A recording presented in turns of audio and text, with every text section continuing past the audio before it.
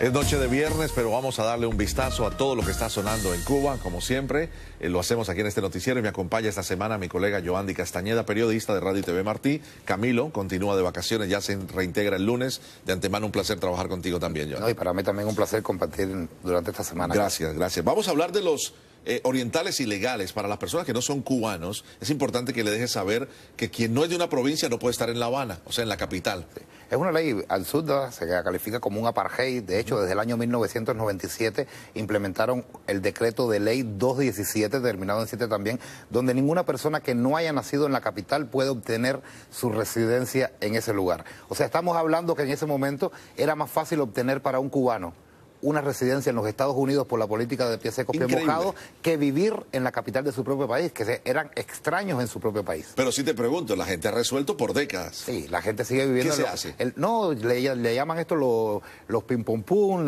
crean sus comunidades ilegales, viven ilegales, pero es como si fueran ilegales dentro. Y hay personas como esta, Mario, que se preguntan esto, que se hacen interrogantes todos los cubanos. Vamos a ver. Yo no entiendo ¿por qué el oriental es ilegal aquí en La Habana? Si todos somos cubanos, es la única parte que no puedo entender yo. ¿Por qué yo soy ilegal aquí en La Habana? Tremendo, ¿no? Le han dicho los palestinos. Sí, los palestinos cubanos. Sí, le dicen, de hecho, en el argot popular, sí, despectivamente, y sobre todo también porque hay una inmigración, hay muchos que la única forma de lograr los papeles es convertirse en policía. La mayoría de los policías en La Habana son de Oriente. Qué tremendo. Pero además, si van a deportar a los orientales de La Habana, ¿por qué no deportan a Raúl Castro, que nació en Irán? Interesantísimo. Sí. Bueno, a propósito de deportaciones, la cifra de cubanos deportados de los Estados Unidos, no digamos de La Habana Oriente, no, de los Estados Unidos hacia Cuba, ha subido. Sí, ha subido y coincide con lo de México y con otras regiones, sí, centroamericanas. Vimos la noticia en estos días de 66 cubanos que fueron deportados desde México y basándose en el acuerdo que firmó Peña Nieto con Raúl Castro.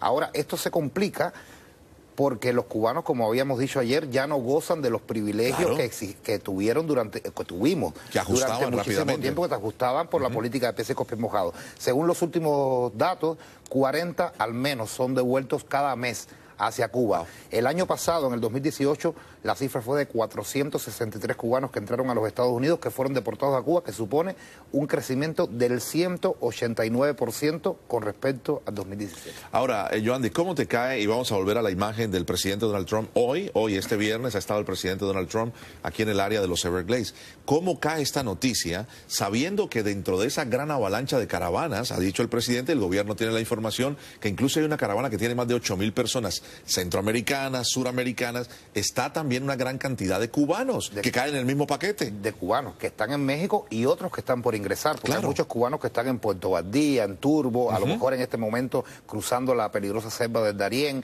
se acercan a Tapachula, el salvoconducto lo dan por 20 días, las colas y el trayecto puede durar hasta 25, existe este acuerdo que México puede deportar a todos los cubanos, recibe presión del gobierno de Donald Trump, puede ejecutar para no cerrar la frontera y puede peligrar el estatus que tienen los cubanos. Algunos lo definían como el Mariel del siglo XXI, sí, porque es un éxodo constante que se va desangrando la población cubana, que ya hay un % bastante grande que vive en el exterior. Interesante, tenemos que estar muy pendientes de la decisión del presidente si cierra la frontera al sur, porque afectaría a estos cubanos que están tratando de llegar a la frontera y decir, necesito ajustar, necesito pedir asilo político.